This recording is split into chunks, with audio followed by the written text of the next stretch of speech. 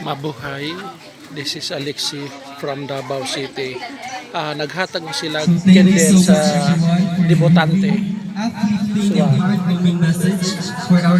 Naghatag sila candle sa debutante.